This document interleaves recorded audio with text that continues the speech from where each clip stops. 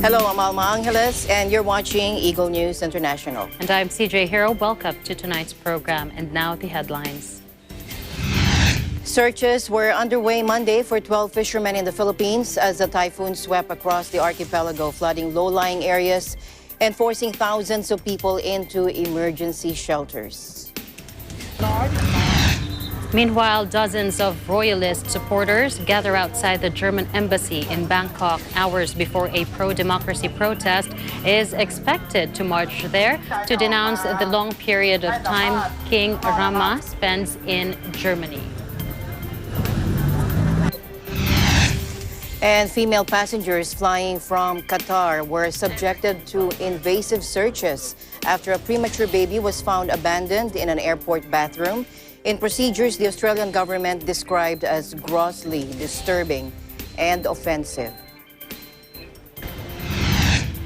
France's largest employers' federation on Monday urged companies to resist the blackmail over a product boycott by Arab countries as a backlash widens over Paris's hardened stance against radical Islam.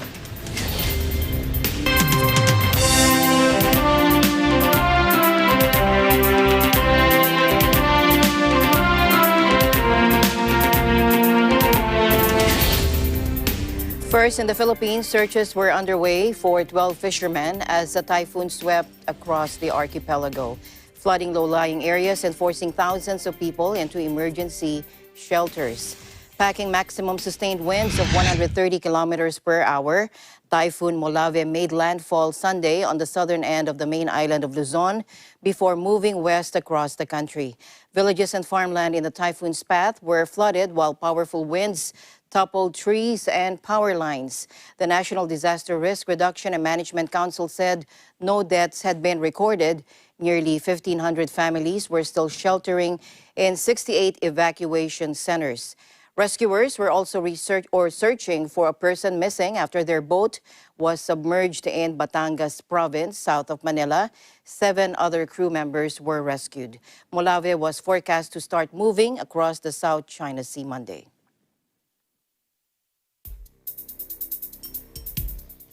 Meanwhile, Secretary Roque cited the proposal of the Philippine Foundation for Vaccination Director Dr. Lulu Bravo to establish a national immunization technical advisory group to make decisions on the regulatory approval of the use of COVID-19 vaccines.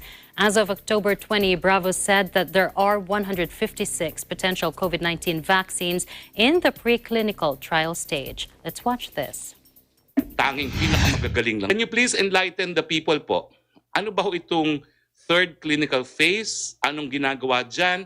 Ganong katagal? At sa tingin niyo po bilang isang vaccinologist, kailan talaga magiging available itong bakunang ito? Yung mga ganong safe, walang safety concern, pumupunta na yan sa phase 1 human trials. Kumukuha sila ng about 20 to 100 volunteer per vaccine na itatry. Diba? And then, itong phase 2, nakita mo ilan na ang nasa phase 2, 'di ba?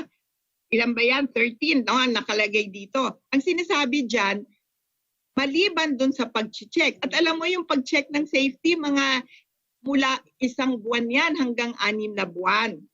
At pagka tinitingnan mo na sa phase 2, tine-check mo na rin yung dugo nila kung magkakaroon ka ng tinatawag nating antibodies. Pag nakita nila na maganda naman ang naging resulta, safe yung vaccine, walang nakitang adverse event. Tapos yung bakuna nakapagdulot ng malagandang level ng antibodies na tama lang para maprotektahan yung COVID-19. Pag siya ay na-expose doon, pupunta na yan ngayon sa phase 3. And that means thousands of patients ang volunteer na dyan. And then, eto na ngayon. Ang phase 3, maramihan talaga yan. Doon mo na makikita kung pag binuksan niya, pag binigyan ng bakuna, yung isang grupo at yung isang grupo hindi binigyan ng bakuna, ilan doon sa mga grupo niyo ang magkakaroon ng sakit. Kaya medyo matagal to, from 6 months to 1 year. Pero merong 6 na bakuna na for emergency or limited use.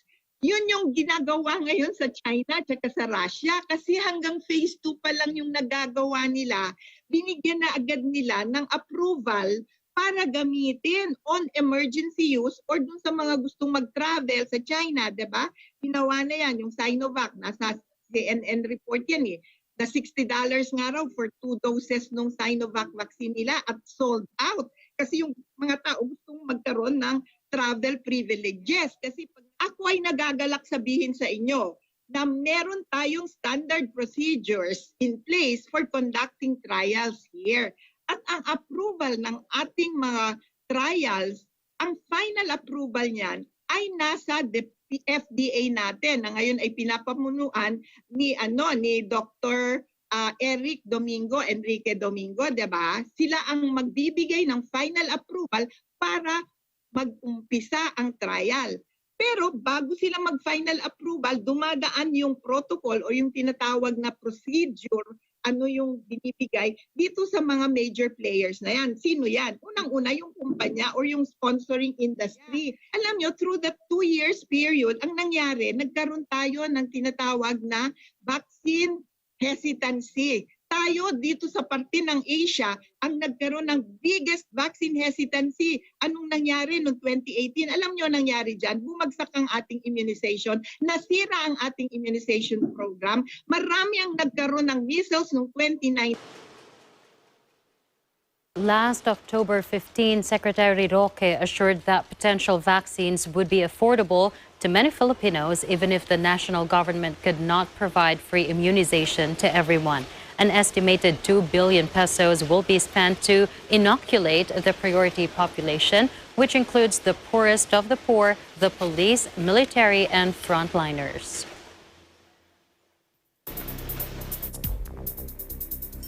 In the U.S., the countdown in the final day of voting is now at 8 days. Take a look. And while the candidates focus on battleground states, a resurgence of coronavirus cases and hospitalizations are growing there. The White House announced that U.S. Vice President Mike Pence's Chief of Staff, Mike Short, tested positive for COVID-19 and is now quarantining. And despite his close contact, his spokesman said Vice President Pence, who has been campaigning ahead of the November 3 election, will maintain his current schedule in consultation with White House doctors. Both the Vice President and his wife have tested negative for the virus. A list of people connected to the White House have contracted the virus, including President Trump, who was hospitalized before recovering.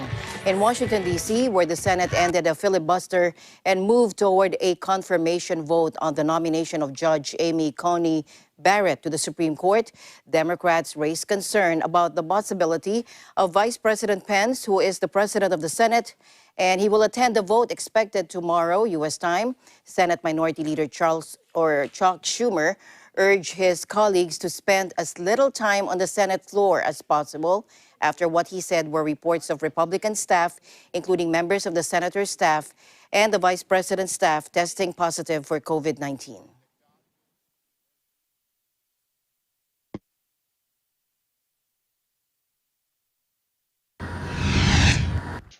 In the same breath with which they announced that Vice President Pence was exposed, the White House said that he would keep on campaigning, comparing campaigning work to the work that doctors and nurses and firefighters and police officers do. It's a puzzling claim, especially since the Vice President failed at the most important official duty in his portfolio, the White House Coronavirus Task Force. Not only has the White House Coronavirus Task Force failed to keep the American people safe, it has even failed to keep the White House safe. Even worse, the Vice President reportedly intends to come to this chamber tomorrow to preside over Judge Barrett's confirmation vote.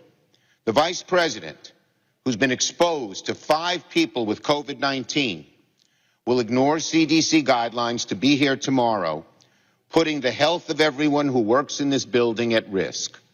It sets a terrible, terrible example for the American people, and nothing could be a more apt metaphor for what's going on here.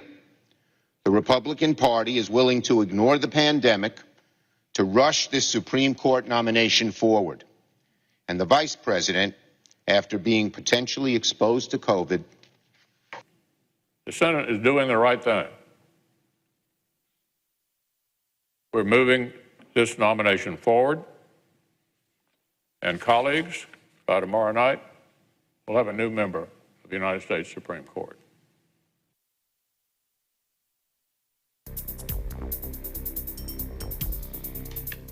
In the United Kingdom, the self-isolation period for contacts of people infected with coronavirus could be cut to just 7 days. Member of the Cabinet Brandon Lewis confirmed that the government was reviewing the mandatory 14-day quarantine. Officials are understood to be studying the proposal following growing concerns that too many people are ignoring the current rules. Caroline Kennedy reports. Can the 14-day period of quarantine for those tested positive for the coronavirus be lowered? According to the BBC, there is currently a 14-day period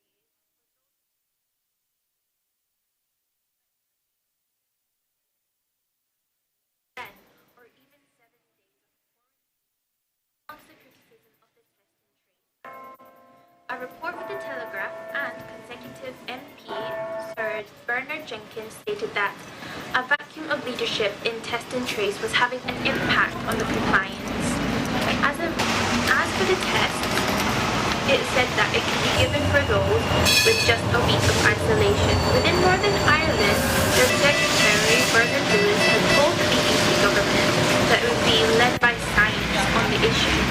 Furthermore, Professor Sir Ian Diamond, whom a member of the government science advisory group of emergencies had included that there was ongoing work in looking for the length of self-isolation that could possibly be shortened, and then continued to say that certain it has been discussed and various times.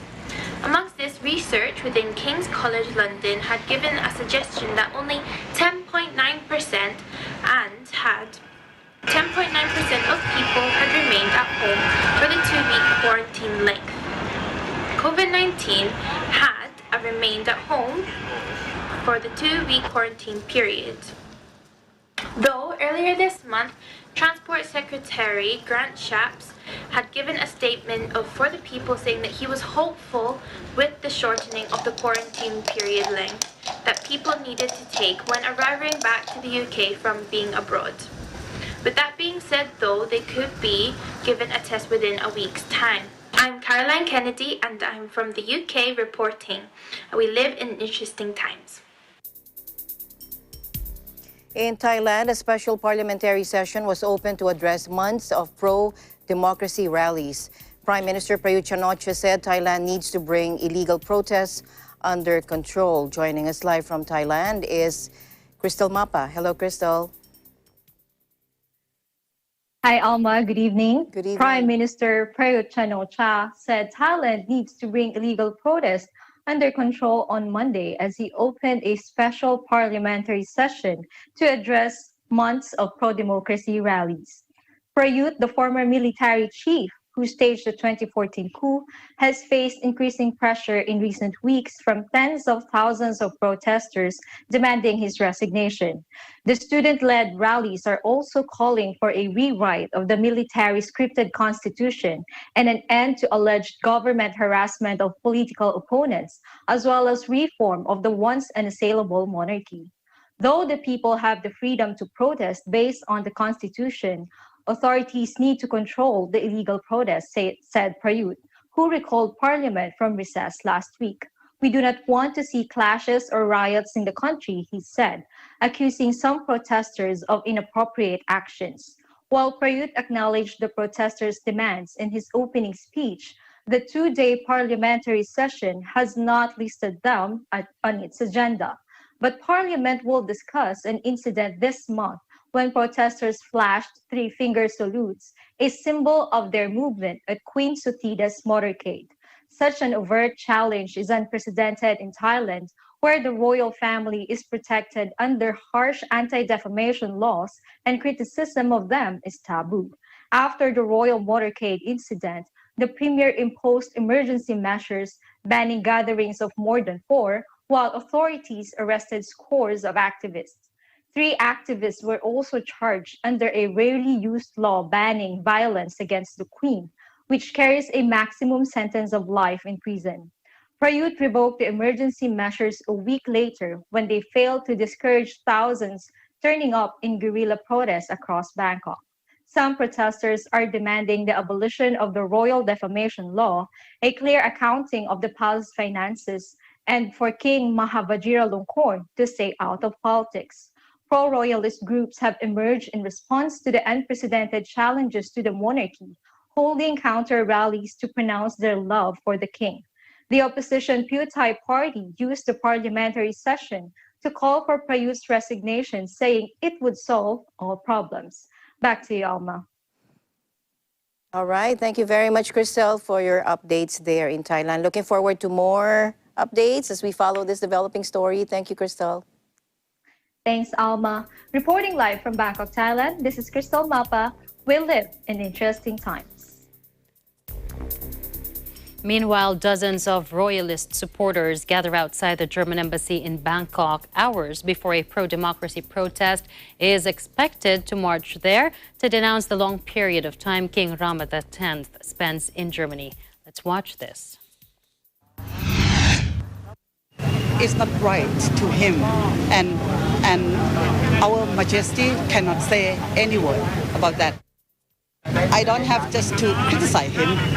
This is privacy. No, I will not allow them to reform our monarchy.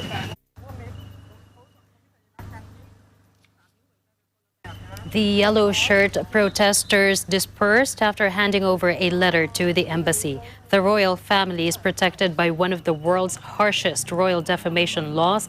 Any perceived criticism can land a person in jail for up to 15 years per charge. But the student demands for reform have shattered those norms, with some demonstrators carrying Republic of Thailand signs at rallies. Many protesters even failed to kneel earlier this month when a royal motorcade passed, as dictated by centuries-old tradition, and instead brandished a defiant three-finger salute. Meanwhile, more demonstrators hit the streets of downtown Taipei as part of a global campaign calling for the release of the 12 Hong Kong pro-democracy activists detained in mainland China. Take a look.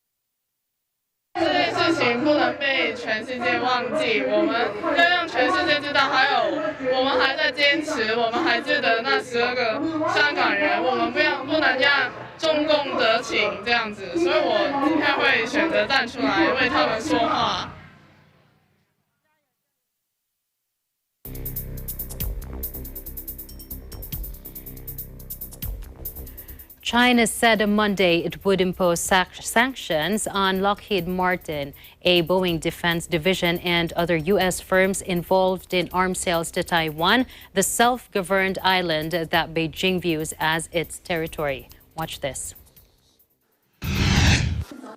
美方向台湾地区出售武器装备，严重违反一个中国原则和中美3个联合公报规定。 严重损害中方主权和安全利益，中方对此强烈反对，予以强烈谴责。为了维护国家利益，中方决定采取必要措施，对参与此次对台军售的洛克希德马丁、波音防务、雷神等美国企业，以及在售台武器过程中表现恶劣的 美国有关个人和实体实施制裁。 The two U.S. giants were involved in a recent sale of nearly $2 billion worth of missiles to Taiwan, Alongside Raytheon and Foreign Ministry spokesman Zhao Lijian urged the U.S. to stop arms sales to the island. The State Department said last week it had approved the sale of 135 air-to-ground missiles in a move welcomed by Taiwan. Also approved was the sale of 6 MS-110 air reconnaissance pods and 11 M-142 mobile light rocket launchers, taking the value of the 3 arms packages to $1.8 billion. The status of Taiwan holds potential for conflict between the United States and China during a wider struggle for technology, security, and trade supremacy. Beijing says Taiwan is an inviolable part of China to be reclaimed by force if necessary.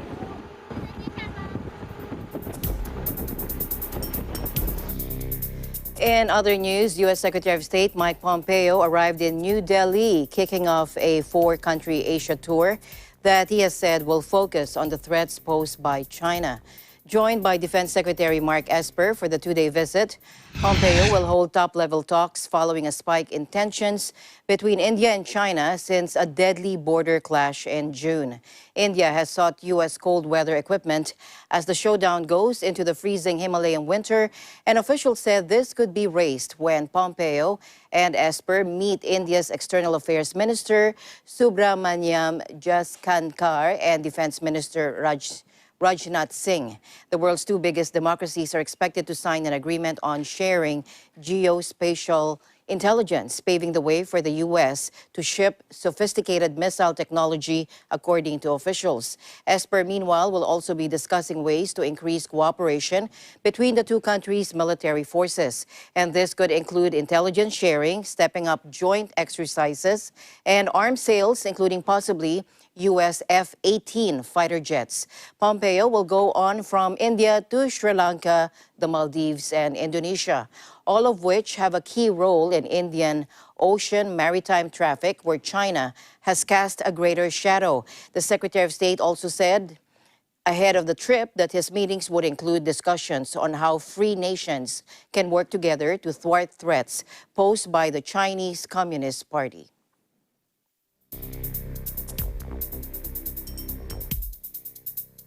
In other news, Chileans voted overwhelmingly in a landmark referendum Sunday to replace their dictatorship-era constitution, long seen as underpinning the nation's glaring economic and social inequalities. Acknowledging the result, President Sebastián Pinera called on the nation to form together for a new constitution in a speech broadcast from his Moneda Palace, surrounded by his cabinet. Watch this.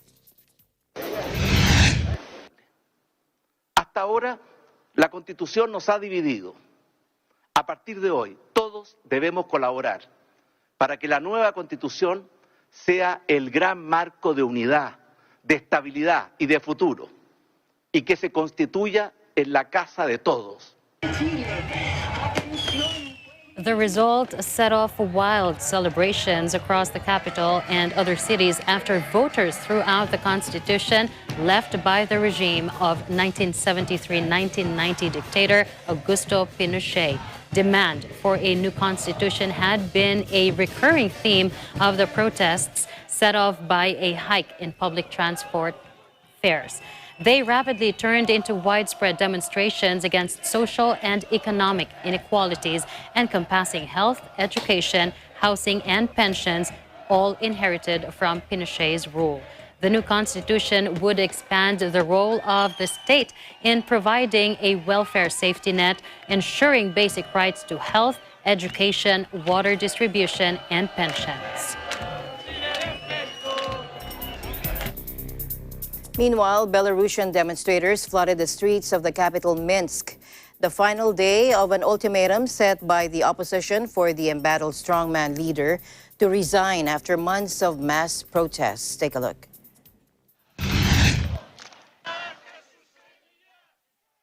A dozen metro stations in the center of Minsk were closed to deter demonstrators from gathering, and mobile internet was also restricted.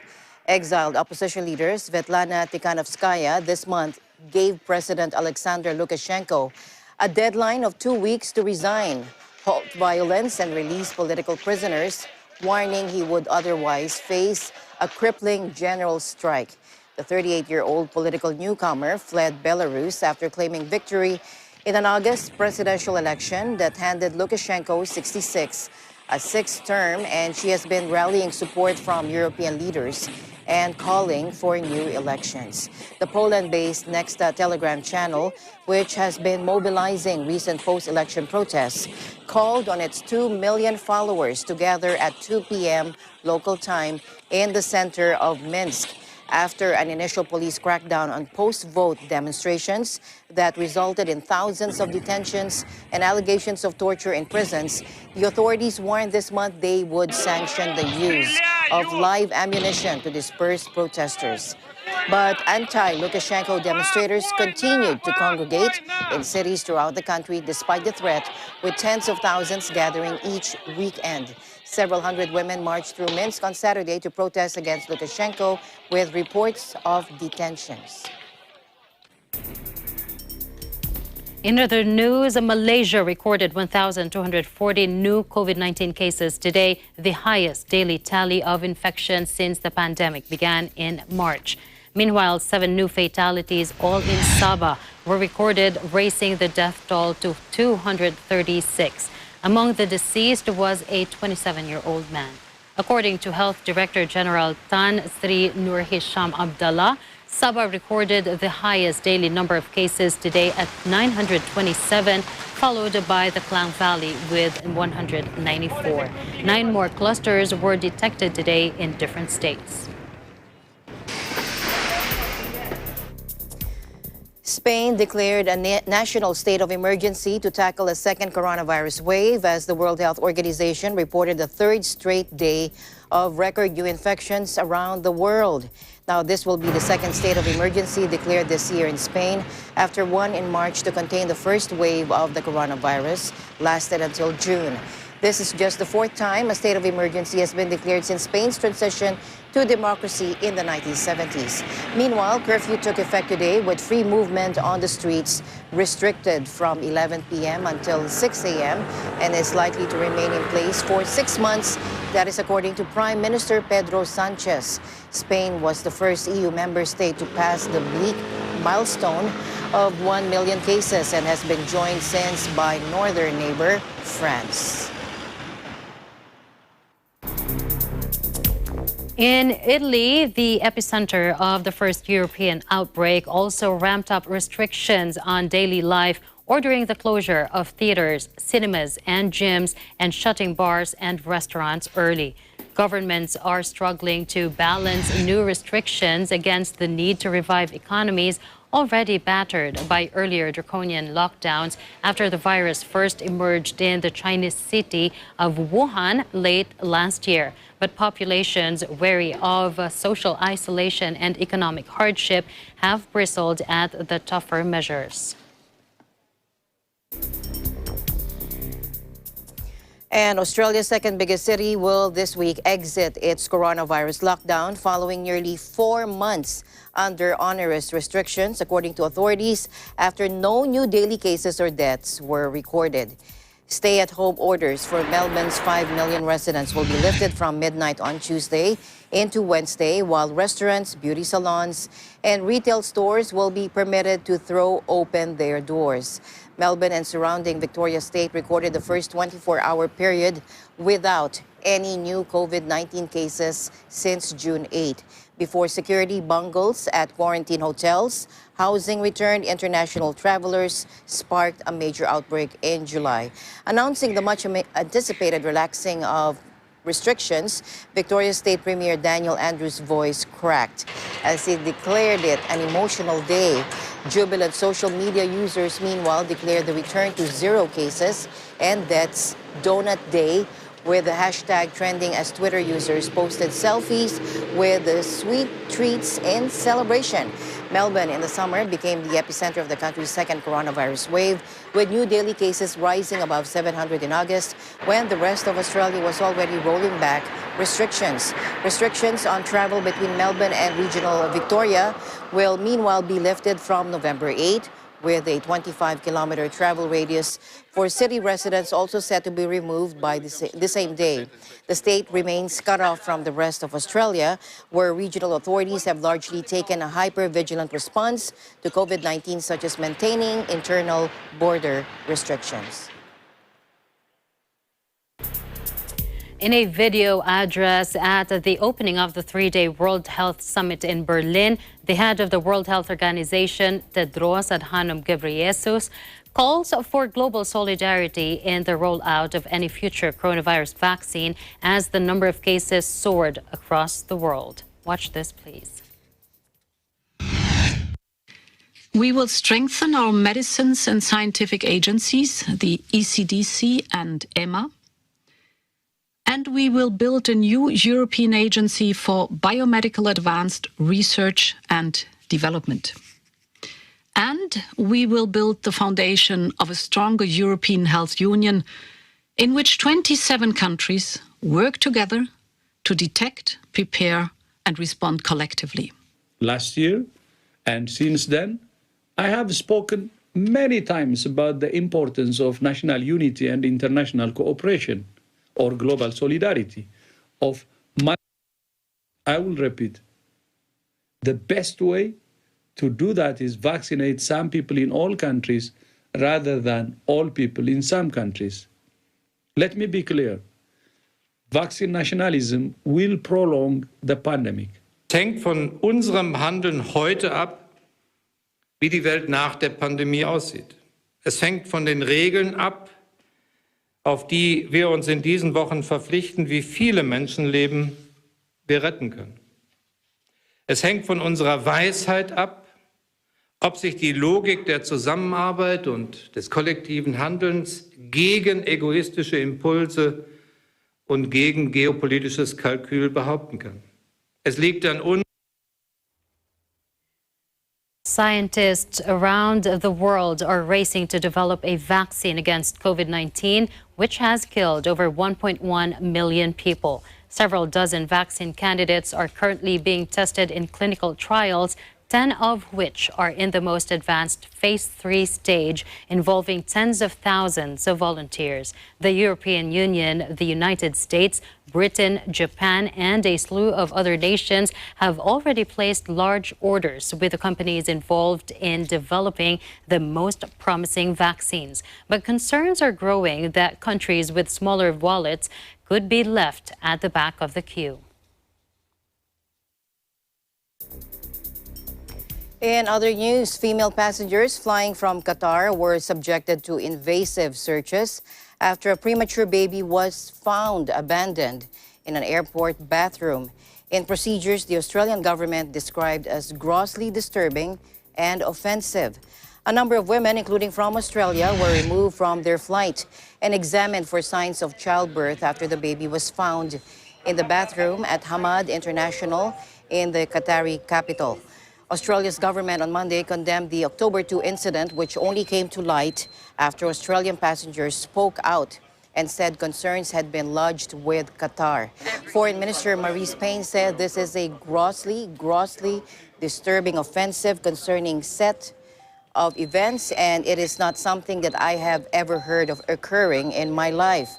A source in Doha briefed on the incident told AFP that officials were forcing women to undergo invasive body searches, basically forced pap smears, an internal examination of cervix. Now that flight, Qatar Airways QR 908 to Sydney, was 4 hours late departing Doha as a result, according to air traffic website Flight Radar 24. Now it's not clear how many flights were involved.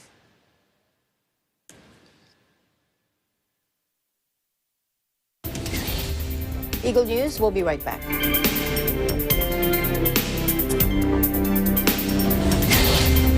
There, Arnie Aquino here at Hatley Castle, one of the filming locations for the X-Men series. Don't forget to tune in to Digital Nest only on Net25.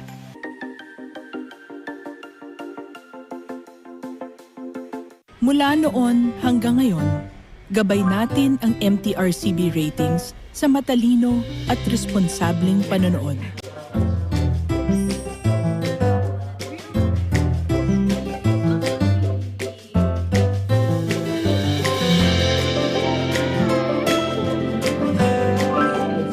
Sa tamang pagsunod sa MTRCB ratings, ginagawa nating ligtas at makabuluhan ang panonood ng bawat miyembro ng pamilyang Pilipino. Lumipas man ang panahon hanggang may pamilyang Pilipino, andyan ang MTRCB.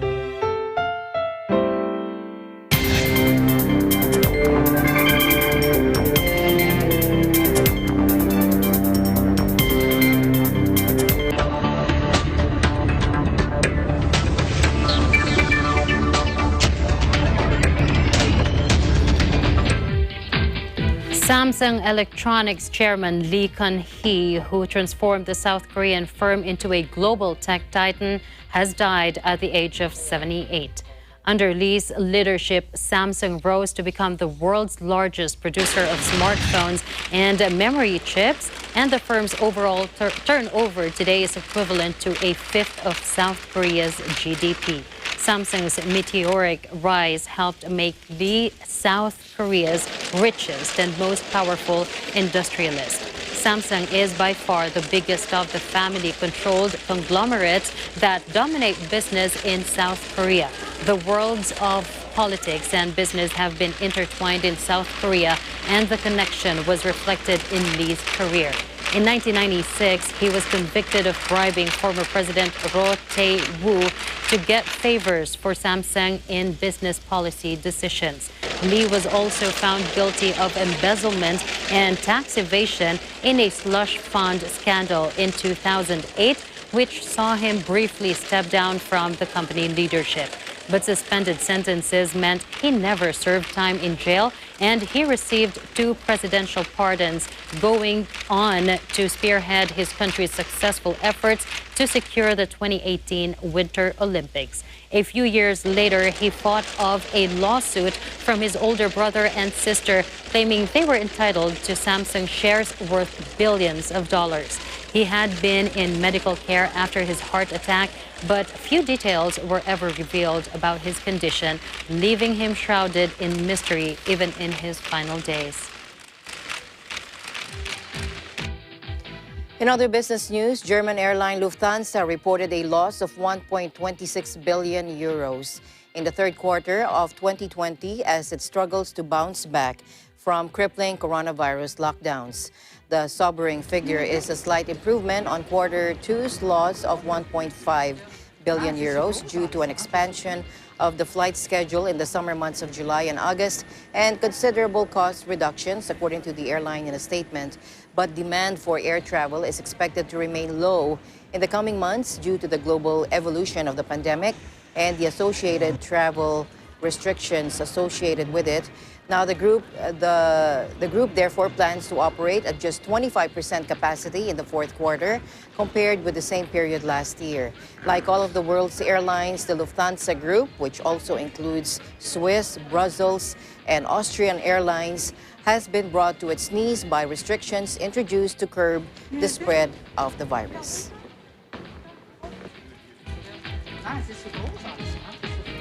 Meanwhile, Coca-Cola company said Thursday it was shaking up its product mix as part of an effort to revive sales, which have been slumping during the coronavirus pandemic. It now expects to cut the number of product brands to around 200, a 50% cut, phasing out some drinks like Zico coconut water and Tab Diet Cola. It has already shed other brands such as Odwalla juices. The soft drink giant reported third quarter sales down 9% from a year ago to $8.7 billion, while profits tumbled 33% to just $1.7 billion. As part of its response to the pandemic, Coca-Cola said it was continuing its organizational and product changes. France's largest employers' federation on Monday urged companies to resist the blackmail over a product boycott by Arab countries as a backlash widens over Paris's hardened stance against radical Islam. French President Emmanuel Macron has vowed to take the fight to Islamic radicals after the October 16 beheading of a history teacher who had shown cartoons of the Islam prophet Muhammad to pupils in a class discussion on free speech. Now, Macron promised France would not renounce the caricatures. Now, his comments triggered protests in Muslim-majority countries at the weekend, with people burning pictures of Macron in Syria and even setting fire to French flags in the Libyan capital, Tripoli. Now, boycotts of French goods are underway in supermarkets in Qatar and Kuwait, with further calls to spurn French products in Jordan and other states.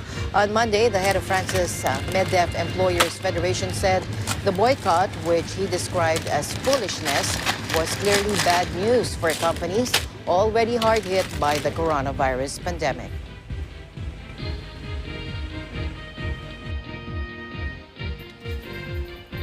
Eagle News International will be back for more. Please don't go away.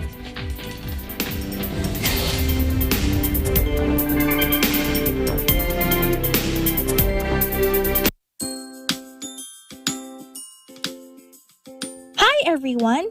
Net25 Kids is inviting you to EBC Webinars 2020. A series of educational and informative webinars for teachers and parents, which will be live streamed via Net25 Kids YouTube page. We will be featuring several guest speakers with years of experience to share information that would be valuable and helpful for teachers and parents as they educate and manage their children in these interesting times. Hope you will join us! For updates, schedules, and more information, please follow the Net25 Kids Facebook page.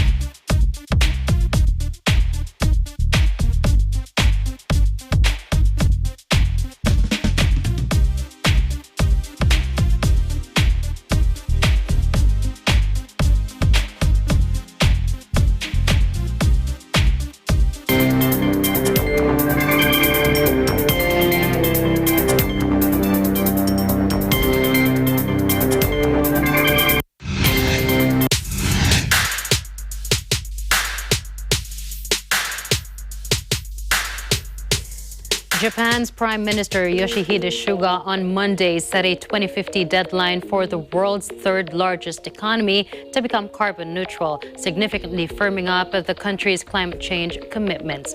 Tokyo had previously only aimed to achieve carbon neutrality sometime in the latter half of the century, a goal criticized by climate activists as vague and unambitious. The new goal puts Japan on the same timeline as Europe, Britain, and a host of smaller nations, and a decade ahead of China, which last month set a 2060 goal.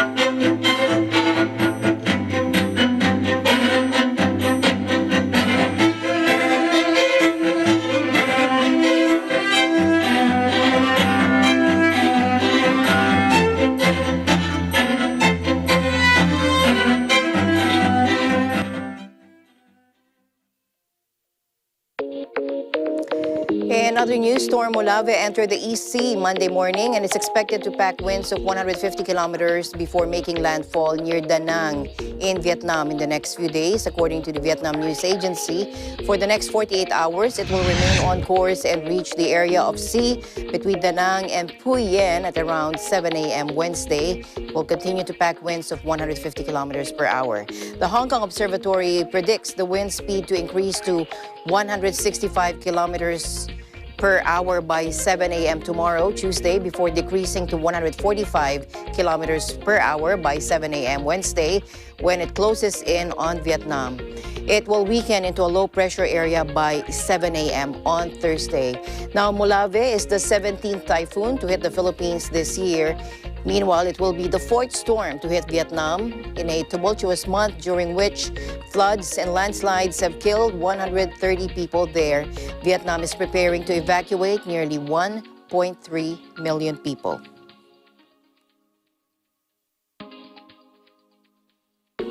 Now for some good news, people across Alaska had chance to see an especially active Aurora borealis. The University of Alaska Fairbanks Geophysical Institute's Aurora forecast map shows that a wide swath of the state should have a shot at seeing the northern lights this week. Donald Hampton, a research associate professor at the University of Alaska Fairbanks Geophysical Institute, said it's difficult to predict how long the display will last or how intense it will be, but he says it'll likely last several days and be visible overhead to Anchorage residents.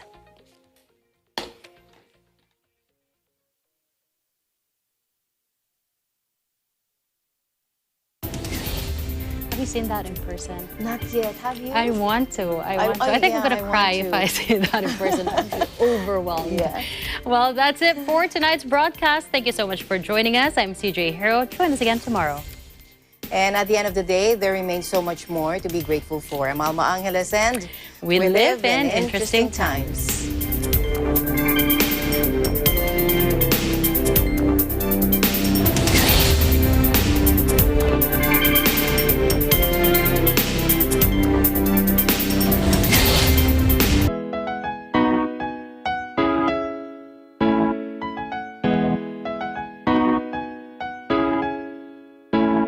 May sakit na lumalaganap, lunas di pa nahahanap. May paraan para wag kumalat, kaalaman ay ipamalas.